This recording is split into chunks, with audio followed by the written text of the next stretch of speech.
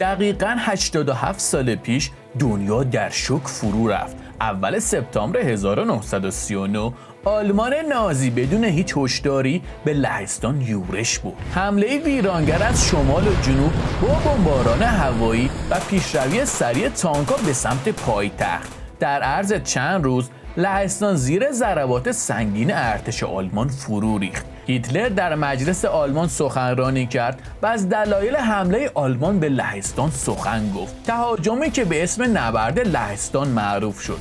این نبرد جرقه جنگی بود که 6 سال بعد نقشه جهان را زیر و رو کرد و خونین‌ترین درگیری تاریخ بشر را با بیش از 50 میلیون کشته رقم زد. درود بر همه شما دریادلان دوستداران تاریخ جنگ جهانی. من مجتبی هستم. به ایمورتال بتلز خیلی خوش اومدید. در این اپیزود ما قرار نبرد لهستان رو مو به مو روی نقشه روایت کنیم، از تعداد نفرات و تجهیزات هر دو طرف گرفته تا استراتژی بریتانیا و فرانسه در قبال آلمان. اما قبلش چند سوال اساسی مطرح میشه. اصلا چرا جنگ جهانی دوم شروع شد؟ دقیقاً چه اتفاقی در اول سپتامبر 1939 افتاد که جهان را به آتش کشید و چطور یک حمله به لهستان تونست کل دنیا را درگیر کنه؟ برای پاسخ به این پرسش باید داستان از ابتدا روایت کنیم، جایی که آدولف هیتلر در آلمان به قدرت رسید. با من همراه بشید. بعد از پایان جنگ جهانی اول و شکست قدرت‌های مرکزی، امپراتوری‌های روسیه، آلمان، اتریش، مجارستان و عثمانی متلاشی شدند. از دلشون کشورهای زیادی بیرون اومد. آلمان خاک زیادی از دست داد. ناحیه سودت که آلمانی زبان بودن به چکسلواکی واگذار شد و کشور جدیدی به اسم لهستان نیز تشکیل شد. به منظور اینکه لهستان به دریا راه پیدا کنه، آلمان دو تکه شد. پروس غربی به لهستان واگذار شد و پروس شرقی تنها از مسیر دریایی با خاک اصلی آلمان میتونست ارتباط داشته باشه. معاهده ورسای بین کشورهای پیروز و شکست خورده منعقد شد که طی اون آلمان میبایست ارتش 2 میلیون نفری خودش رو به زیر 100,000 نفر کاهش میداد. همچنین خساراتی که کشورهای پیروز یعنی بریتانیا و فرانسه طی 4 سال جنگ جهانی اول متحمل شدن را آلمان پرداخت میکرد. وضع آلمان بسیار وخیم شده بود. علاوه بر غرامت، قحطی و بیکاری هم بیداد میکرد. تورم سر به فلک کشیده بود. قیمت اجناس هر روز بالاتر میرفت. دولت وقت آلمان برای اینکه هم بتونه غرامت متفقین رو پرداخت کنه هم خودش سرپا بمونه، تصمیم به چاپ پول گرفت و نتیجهش تورم غیر قابل مهار. مردم آلمان برای خرید مایحتاج مجبور بودن یه فرقون پول با خودشون حمل کنن. آلمان دیگه قادر نبود هر ماه غرامت به متفقین بپردازه و به فرانسه اعلام کرد فعلا نمیتونن غرامت بدن. دولت فرانسه بسیار از این تصمیم آلمان خشمگین شد و تصمیم گرفت 60,000 سرباز خودش رو وارد منطقه اقتصادی راینلند در غرب رود راین بکنه. این منطقه پر از زغال سنگ و کارخانه‌های صنعتی آلمان بود. این گونه فرانسه میتونست غرامت خودش از آلمان پس بگیره. دولت آمریکا با دادن وام و کمک‌های مالی باعث شد وضع آلمان از اون اسفناکی یکم بهتر بشه، اما تفاوت چندانی برای آلمان نداشت و اوضاع خرابتر از این حرفا بود. آلمان نیاز به تغییرات کلان داشت، اما کسی در دولت آلمان برای رفع این مشکل وجود نداشت تا اینکه یک نفر، یک مرد با یک ایدئولوژی متفاوت و عزم پولادین در آلمان ظهور کرد: آدولف هیتلر.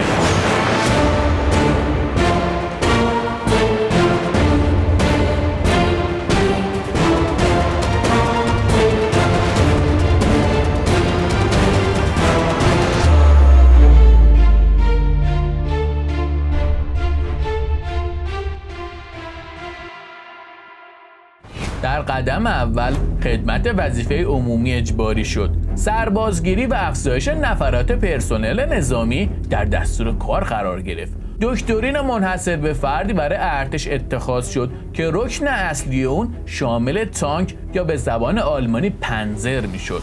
آلمان در جنگ جهانی اول به خصوص در جبهه شرقی و نبرد با روسا متوجه شد که سرعت عمل و مانورپذیری کلید اصلی پیروزیه. آلمان از داشتن تانک محروم بود. مخفیانه پروژه‌ای را کلید زدن که به ساخت تانک و استراتژی استفاده از جنگ مکانیزه ختم می‌شد. دکترین ارتش آلمان بر مبنای حملات ترکیبی نیروی هوایی از آسمان و یورش سریع تانک‌ها و پیاده نظام بر روی زمین می‌شد. طرحی که به جنگ برق‌آسا یا بلیتزکریگ معروف شد. یکی از افسران پیشرو تاکتیک بلیتزکریگ ژنرال هاینز گودریان بود.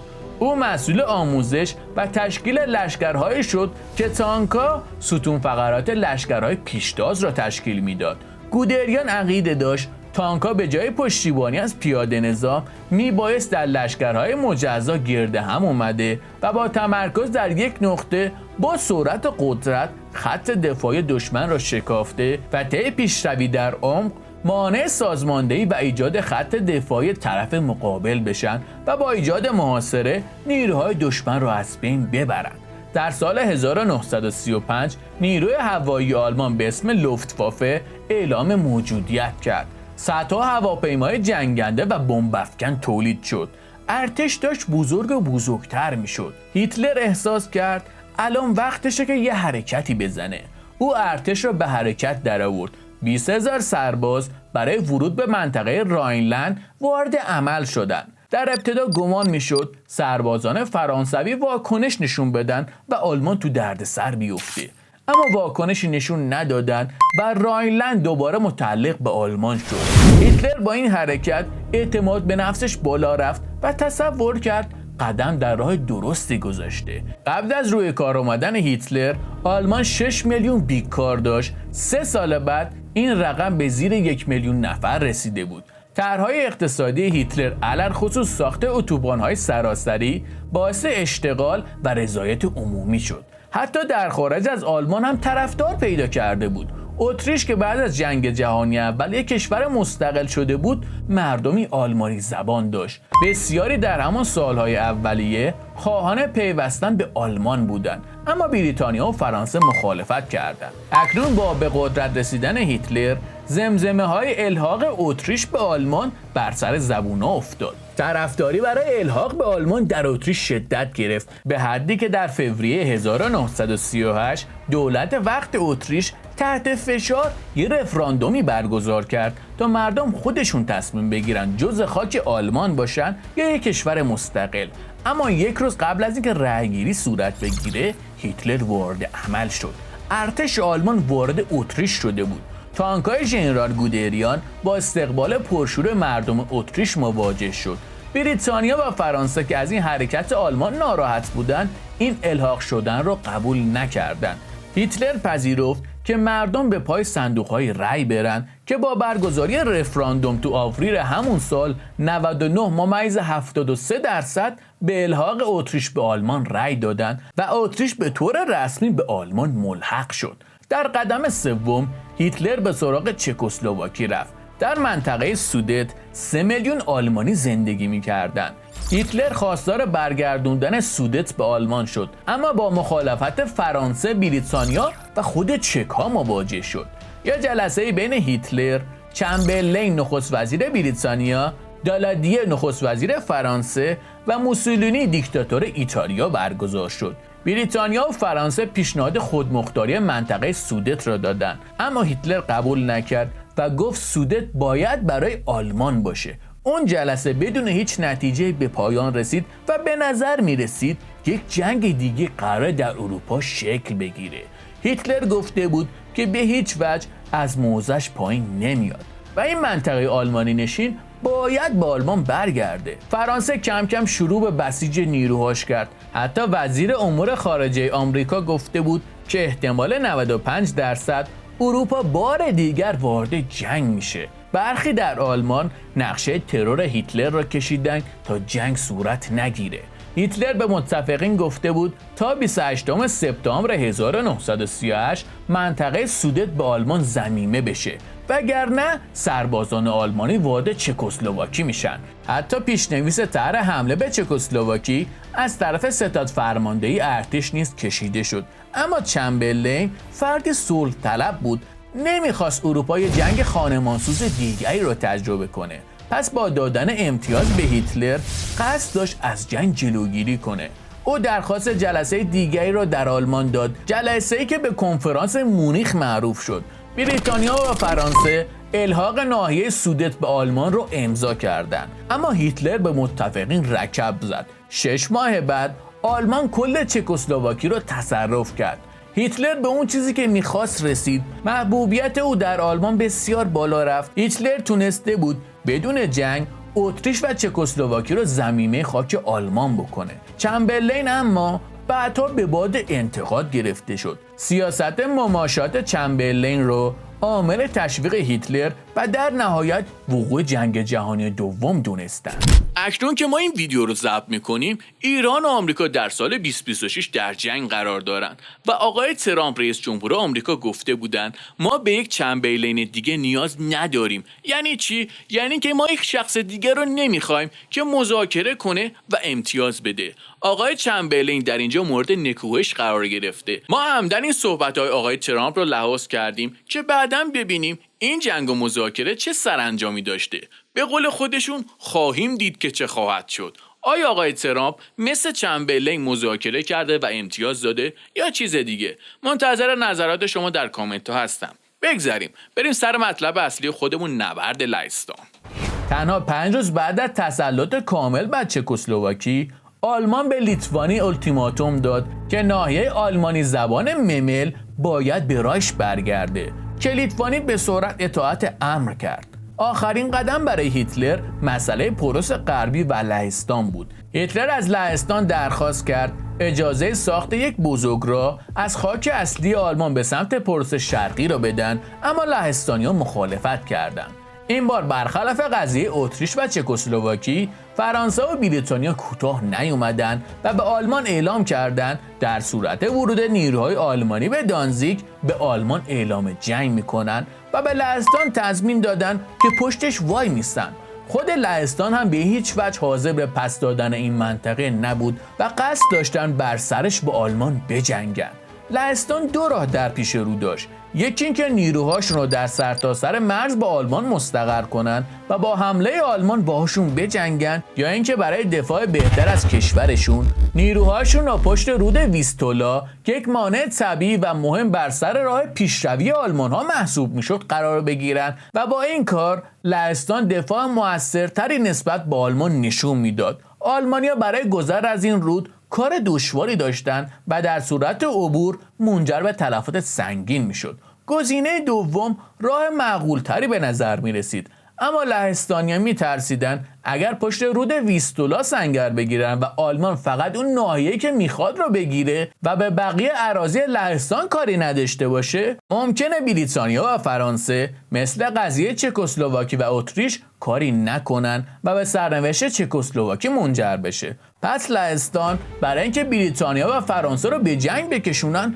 راه اول انتخاب کردن، سفارایی در مرز آلمان. اکنون صدای پای جنگ در اروپا به گوش میرسید و همه محافل گوشه و کنار در مورد احتمال وقوع جنگ صحبت میکردن. 30 اکتبر لهستان رسما بسیج نیروهاش رو اعلام کرد. فردای اون روز یک دسته سربازان SS با یونیفرم سربازان لهستانی به یک ایستگاه رادیویی آلمان در مرز لهستان حمله کردند و همین بهانه‌ای بود برای توجیه جنگ از طرف آلمان. هیتلر به ارتشش دستور داد آماده یک تهاجم فوری به سمت لهستان بشن. صلح موقت 20 ساله شکسته شد.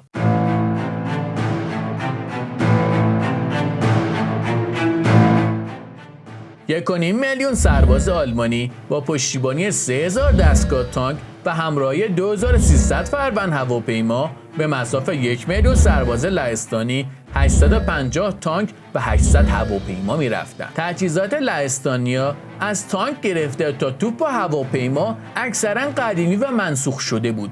به وضوح ارتش لهستان از نظر نفرات و تجهیزات نسبت به ارتش آلمان در ضعف قرار داشت. نیروهای آلمانی هم آموزش بهتری دیده بودند و هم تجهیزات مناسبتری در اختیار داشتند. نیروهای آلمانی در قالب 58 لشکر به 2 دسته تقسیم شدند. قرارگاه شمال به فرماندهی ژنرال فدر فون بوک 2 ارتش در اختیار داشت. ارتش سوم به فرمانده ژنرال کوشلر با 8 لشکر پیاده نظام و 1 لشکر پنزر از پروس شرقی به سمت ورشو پایتخت لهستان پیشروی می‌کردند و شهر را از شمال به محاصره در می‌آوردند. ارتش چهارم به فرمانده ژنرال فونکلوگه با 4 لشکر پیاده نظام و سپاه 19 پنزر به فرمانده ژنرال گودریان با 1 لشکر پنزر و 2 لشکر موتوریزه میبایست با نیروهای ارتش سوم ارتباط برقرار می‌کردند و سپس به سمت ورشو پیش می‌رفتند. در محور دیگر قرارگاه جنوب به فرمانده ژنرال رونشتت با 3 ارتش ضربه اصلی را به لهستان وارد می‌کرد. ارتش دهم به فرمانده ژنرال رایشنو به عنوان قوی ترین ارتش آلمان با 6 لشکر پیاده نظام، 2 لشکر پنزر و 3 لشکر زرهی سبک خطوط لهستانی را از جنوب میشکستند و با محاصره نیروهای دشمن به سمت ورشو پیشروی می‌کردند. ارتش هشتم به فرمانده ژنرال بلاسکوویتز با 4 لشکر پیاده نظام و لشکر اول SS جناح چپ ارتش دهم را پوشش می‌دادند و در آخر ارتش 14 به فرمانده ژنرال لیست با 6 لشکر پیاده نظام، 2 لشکر پنزر و 1 لشکر زرهی سبک کراکوف و مناطق جنوبی را تصرف می‌کردند. یک قرارگاه دفاعی به اسم قرارگاه سی به فرمانده ژنرال فون لیب از مرزهای هلند، بلژیک و فرانسه محافظت می‌کرد. برای برتری هوایی، هواپیماهای لوفتوافه در قالب 2 ناوگان قرار گرفتند. ناوگان یکم هوایی به فرمانده ژنرال آلبرت کاسلرینگ با انواع جنگنده‌ها و بمب‌افکن‌های شیرجه‌رو مدرن از محور شمالی پشتیبانی می‌کردند و ناوگان چهارم هوایی به فرمانده ژنرال لوین از محور جنوبی. در مقابل ارتش لهستان نه به صورت متمرکز و فرماندهی واحد بلکه به صورت پراکنده و با حداقل آمادگی به صف شدند. 6 ارتش وظیفه دفاع و ایستادگی در برابر آلمان‌ها را بر عهده داشتند. در واپسین ساعات اول سپتامبر 1939 سربازهای آلمانی اسلحه به دست آماده دستور بودند. هواپیماهای لوفتوافه از روی باند به پرواز در اومدن. جنگ جهانی دوم با یورش همه جانبه از زمین و آسمان به سمت خاک لهستان آغاز شد.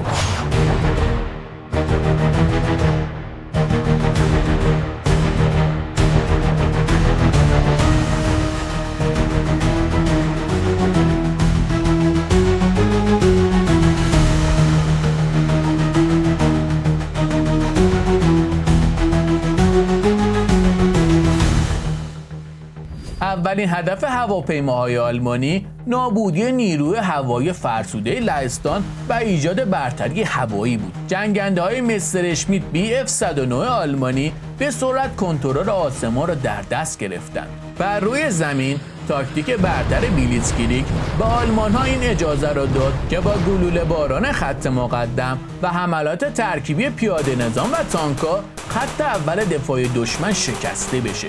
ژنرال گودریان با نیروهای خودش به سمت ارتش سوم روانه شد و ارتباط زمینی با پروس شرقی شکل گرفت. چندین واحد لهستانی در شمال به محاصره در اومده و به دنبال آن 10,000 سرباز تسلیم شدند. در جنوب نیروهای لهستانی زیر فشار خرد کننده ارتش‌های دهم و 14 آلمان مجبور به عقب نشینی شدند.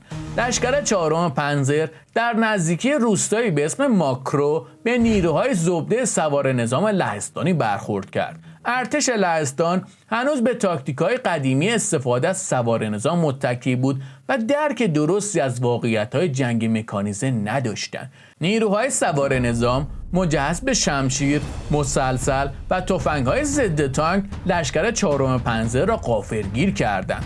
تقریباً 85% از تانک‌های آلمانی از نوع تانک ضعیف و کم زره به اسم پنزر شماره 1 و شماره 2 بودند. این تانک‌ها در مقابل اسلحه‌های ضد تانک آسیب پذیر بودند. حمله لهستانیان باعث از بین رفتن 50 تانک از 250 تانک اولیه لشکر 4 پنزر شده و آلمان‌ها زمینگیر شدند. از نیروی هوایی درخواست کمک شد.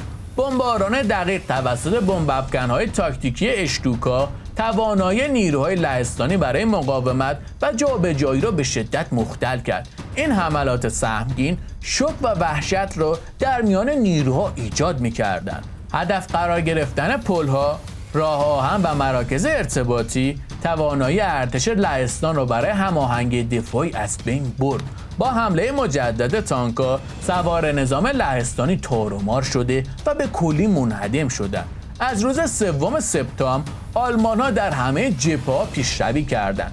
لشکرهای اول و 4 پنزر به سرعت در عمق خاک دشمن نفوذ کردند. ارتش لهستان به نیروها دستور داد به پشت رود ویستولا عقب نشینی کرده و سنگر بگیرند تا با نگه داشتن آلمان‌ها برای چند روز دیگر منتظر رسیدن متحدین خودشون یعنی بریتانیا و فرانسه بشن. فرانسه و بریتانیا که تضمین داده بودند در صورت حمله آلمان به کمک لهستانیا میان، به آلمان‌ها التیماتوم دادن که ارتش خودشون رو از خاک لهستان خارج کنند وگرنه به آلمان اعلان جنگ میکنن. هیتلر که اتفاقات اتریش و چکسلواکی را دیده بود این اخطارها را جدی نگرفت و متفقین را ضعیف شمرد. با بی‌توجهی آلمان سرانجام بریتانیا و فرانسه در روز 3 سپتامبر به آلمان اعلان جنگ دادند. هیتلر از جدیت متفقین تردید داشت و بیشتر نیروی خودش را به لهستان برده بود. 80% از قوای آلمان در نبرد لهستان شرکت داشتند و فقط 26 لشکر ضعیف از مرزهای غربی محافظت می‌کردند. لهستانی‌ها امیدوار بودند با مقاومت سرسختانه زمینه ورود نیروهای متفقین به خاک آلمان از غرب را فراهم کنند. اکنون نیز با درگیر شدن اکثر نیروهای آلمانی در شرق فرصت طلایی برای کمک به لهستان فراهم شده بود، اما متفقین برخلاف وعده هاشون کمک شایانی نکردند. در 7 سپتامبر فرانسوی‌ها حمله کوچکی ترتیب دادند، اما پس از 30 کیلومتر پیشروی به خط دفاعی زیگفرید، خطی که آلمان‌ها برای دفاع در برابر تهاجم کشورهای غربی احداث کرده بودند رسیدند. فرانسوی‌ها از این خط جلوتر نرفتند و بعد به سمت مرزهای خودشون عقب نشستند. اگر فرانسه حمله را ادامه میداد ممکن بود برای آلمان تبدیل به فاجعه بشه. بیشتر ارتش آلمان در شرق حضور داشت و با سقوط شهرهای غربی آلمان مجبور می‌شدند برخی از نیروها را از لهستان فرا بخونند و حتی در صورت جاه طلبی فرانسویان جبهه غربی فرو می‌پاشید. اما متفقین اون جسارت لازم رو نداشتند. فرانسویان حتی تلاش نکردند از خط زیگفرید عبور کنند. متفقین دکترین دفاعی در پیش گرفتن و منتظر موندن تا اول آلمان حمله کنه. پس در 13 سپتامبر به مرزهای خودشون بازگشتن. ارتش لهستان به دلیل کمبود تجهیزات جهت جابجایی نیروها و ادوات نظامی باعث شدند نیروهای پیش قراول ارتش آلمان زودتر از لهستانیا به رود ویستولا برسند. لشکرهای 3 و 4 پنزر 8 سپتامبر به حومه ورشو رسیدند. لهستانی اطراف ورشو خندق‌های ضد تانک و سنگرهای دفاعی حفر کردند و شهر تبدیل به دژ مستحکم شده بود. لشکر 4 پنزر چندین حمله به سمت شهر از جنوب ترتیب داد، اما قدرت لازم را نداشتند و حملات دفع شد. در جنوب نیروهای آلمانی چندین لشکر لهستانی را محاصره و نابود کردند. در غرب ورشو برآمدگی بزرگی ایجاد شده بود و نیروهای لهستانی در خطر محاصره قرار داشتند. پیاده نظام ارتش پوزنان با همراهی تانک‌های خودشون به لشکرهای 24 و 30 پیاده ارتش آلمان حمله کردند. پس از نبردی خونین آلمان‌ها مجبور به عقب نشینی شدند. 1500 سرباز آلمانی طی این حمله به اسارت در اومدند. دیگر نیروهای لهستانی با این حمله موفق شدن از محاصره بگریزند. ژنرال رونشتد بعد از شوک این حمله بلافاصله به نیروهای خودش دستور تعقیب و به دام انداختن نیروهای غربی ارتش لهستان را صادر کرد. در 9 سپتامبر لشکرهای اول و 4 پنزر به جای حمله به سمت ورشو با یک چرخش به سمت غرب خودشون رو به نیروهای شمالی رسونده و در 11 سپتامبر 2 ارتش لهستان در غرب ورشو به محاصره در اومدن. 150,000 نیروی به دام افتاده به شدت توسط هواپیماهای بمب‌افکن آلمانی کوبیده شدند. تلفات سرسام‌آور بود. لهستانی‌ها برای نجات از نابودی حملات ناامید کننده برای فرار از حلقه محاصره صورت دادند، اما با ایستادگی آلمان‌ها تعداد اندکی موفق به فرار به سمت ورشو شدند. همزمان در شمال گودریان نیروهای خودش رو وارد خط کرد. لهستانی قبل از اینکه عکس‌العملی نشون بدن مجبور به عقب نشینی به سمت جنوب شدن. گودریان از شکاف ایجاد شده نهایت استفاده رو برد و تانکاش به سمت شهر برست، جایی که فرمانده عالی ارتش لهستان حضور داشت، هدایت کرد. آلمان ها در ابتدا نمیدونستند که فرماندهان لهستانی دقیقاً کجا قرار دارند و با رسیدن لشکر دهم پنزر به شهر برست، تمامی فرماندهی عالی ارتش آلمان به اسارت در اومدن و زنجیره ارتباطی نیروهای لهستانی پاره شد. طبق استراتژی قبلی مقرر شد در صورت شکسته شدن خط باقی نیروهای لهستانی به سمت مرز رومانی روانه بشن تا متحدین خودشون از غرب به کمک بیان، اما با عقب نشینی فرانسویان از مرزهای غربی تمام امیدهای لهستانیا برباد رفت. در حوالی ورشو نیروهای محاصره شده راهی به جز تسلیم نداشتند و در 18 سپتامبر 120,000 سرباز به اسارت آلمان ها در اومدند. در حالی که ارتش لهستان از هم گسسته و نیروها تا به مقاومت نداشتن، آخرین میخ بر تابوت اونا زده شد. چند روز قبل از حمله آلمان به لهستان پیمانی بین شوروی و آلمان منعقد شد. طبق این پیمان شوروی میبایست مواد خامی همچون نفت و فولاد به همراه گندم و مواد غذایی برای آلمان ارسال میکرد و در مقابل آلمان نیز متعهد شد که تکنولوژی مدرن را به روس‌ها یاد بده. پیمانی که به اسم وزیر خارجه هر دو کشور یعنی مولوتوف و ریبنتروپ نامگذاری شد. آلمان با شوروی بر سر لهستان به توافق رسیده بودند تا با تهاجم آلمان روس‌ها نیز از شرق وارد بشن و بعد از تسلیم کامل لهستان قسمت شرقی را شوروی برداره و قسمت غربی را آلمان. در شب 17 سپتامبر استالین به ارتش سرخ دستور داد وارد عمل بشن. 600,000 سرباز با پشتیبانی 4500 دستگاه تانک از مرزهای لهستان گذشتند. اندک سربازان مرزی لهستانی کاری از دستشون بر نمی اومد. سربازان شوروی و آلمان به هم رسیدن و دست دوستی دادن. این اولین و آخرین باری بود که سربازان شوروی و آلمان در کنار یکدیگر با صلح و آرامش قرار داشتند. دفعه بعدی که همدیگر رو ملاقات میکنن در عملیات بارباروسا به عنوان دشمن یکدیگر وحشیانه ترین نبردهای کل تاریخ را رقم خواهند زد. در ورشو پایتخت لهستان اوضاع اصلا خوب پیش نمیرفت. گلوله باران توپخانه ارتش آلمان به همراه بمباران هوایی شهر را به ویرانه تبدیل کرده بود. هیتلر سوار بر هواپیما بر فراز آسمان ورشو پرواز کرد و از جبهه دیدن نمود. مقاومت بیفایده بود. لهستانیا کاری نمیتونستن بکنن. ورشو تبدیل به خرابه شده و ارتش نیز قبلتر متلاشی شده بود. پس تصمیم گرفتن برای تلفات کمتر سلاح‌های خودشون رو زمین بذارن. ورشو در 29 سپتامبر تسلیم شد. آخرین نیروهای لهستانی در 6 اکتبر تسلیم آلمانی شدند و نبرد لهستان پایان یافت.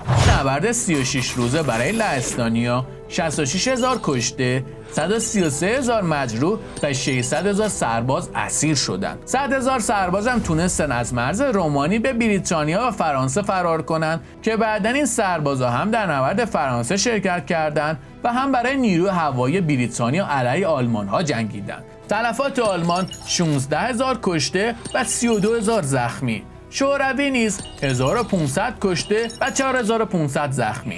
گمان میرفت لهستان حداقل 3 ماه دووم بیاره، اما تاکتیک بلیتزکریگ آلمان عیار خودش رو نشون داد و ثابت کرد دسته برتر تکنولوژی و استراتژی حرف اول تو جنگ مدرن میزنه. تاکتیک بلیتزکریگ ثابت کرد جنگ در خندق‌ها همان گونه که در جنگ جهانی اول رخ داده کارایی نداره و در جنگ مدرن سرعت عمل و مانورپذیری مهمترین فاکتور پیروزیه. همچنین نبرد لهستان یک تست جدی برای کارایی تجهیزات و عملکرد پرسنل ارتش آلمان طی استفاده از تاکتیک بلیتزکریگ برای نبردهای بزرگتر پیشرو علیه نیروهای فرانسوی بود. نقاط قوت ضعف این تاکتیک در نبرد لهستان برای ارتش آلمان مشخص شد. نظریه ژنرال گودریان مبنی بر تشکیل لشکرهای مستقل تانک به بهترین نحو ممکن کارهای خودشون رو نشون دادن و بیشترین پیشروی با کمترین تلفات ممکن در لشکرهای پنزر بود. به طوری که سپاه تحت امر ژنرال گودریان کمترین تلفات رو در کل ارتش آلمان طی نبرد لهستان متحمل شدند و هیتلر اینجا بود که به نبوغ گودریان پی برد و گودریان را به مدال صلیب شوالیه که بالاترین مدال شجاعت اون زمان بود نائل گردید. گودریان بعدا نقش اصلی را در نبرد با فرانسه ایفا خواهد کرد. فرانسه و بریتانیا اسماً از لهستان حمایت کردند و اونجایی که باید واکنش نشون میدادن دست روی دست گذاشتن. لهستان تا پایان جنگ جهانی یک دوره وحشت و خفقان را سپری کرد. آلمان که خیالش از جبهه شرقی راحت شده بود، ماشین جنگی خودش رو برای نبرد با بزرگترین ارتش اون زمان یعنی فرانسه آماده کرد. نیروها رهسپار مرزهای غربی شدند و جنگ جهانی دوم به مرحله حساس خودش نزدیک میشد. امیدوارم که از دیدن این ویدیو لذت برده باشید. تا ویدیویی بعد و نبرد فرانسه، بدرود.